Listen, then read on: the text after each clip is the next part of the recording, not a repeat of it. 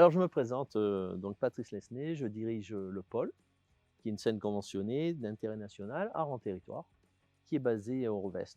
Voilà et puis, précédemment, il y a très longtemps, hein, je travaillais également à Massalia, à la Friche La Belle de Mai.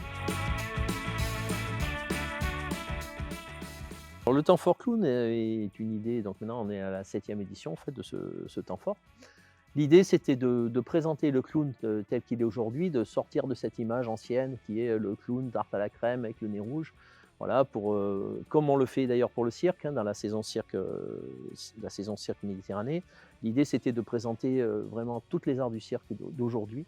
Donc je voulais faire la même chose pour les clowns. Donc ça c'était la première intention. Ensuite, il se trouve que c'est vrai que sur notre territoire élargi, le Grand Sud, il y a très peu de programmation autour des arts du clown.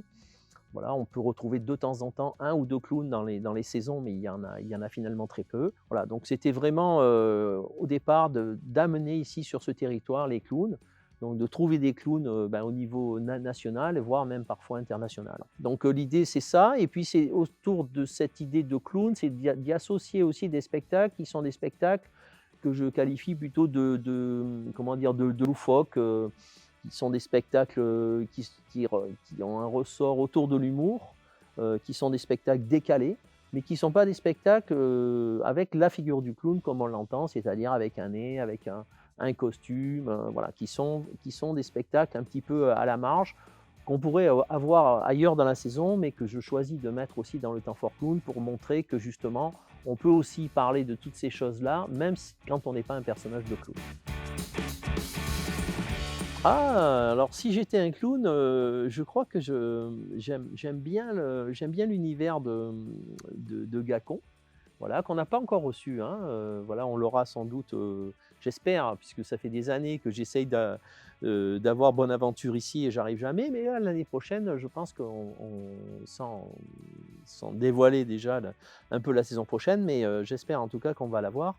Voilà, j'aimerais bien, moi, travailler sur, ce type de personnage-là, un peu, avec ces grands habits, ces chaussures complètement déginglinguées, voilà, c'est quelque chose qui me en tout cas sur le personnage, c'est quelque chose qui me parle beaucoup.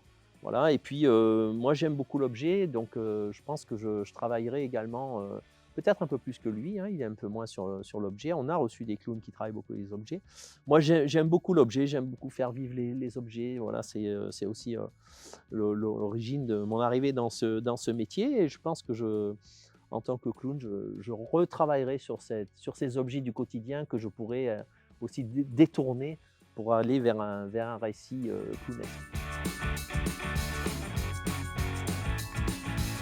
Donc maladroite, eh bien, les metteurs en scène, Yann de la compagnie L'Extrémiste, et Véronique Tuaillon, solo de clown femme. La conf, mon coup de cœur à Circa et qui nous parle, d'humanité, de notre humanité et aujourd'hui évidemment, bien mis à mal. Fissure, Camille Boitel, qui est une grande référence dans les arts du cirque, avec une magnifique scénographie ou comment mourir toutes les 5 minutes. Homo sapiens, un gros délire sur scène avec de la musique, de la danse primale, ou l'origine du clown, comment on a pu en arriver là également dans les arts du clown. Derlof, une compagnie belge comme on les aime, déjantée, ou comment on peut savoir et jongler sans avoir la vue. Un saut sur la tête. Caricello, musique classique, Bach, Purcell, clown, lutin, grand public.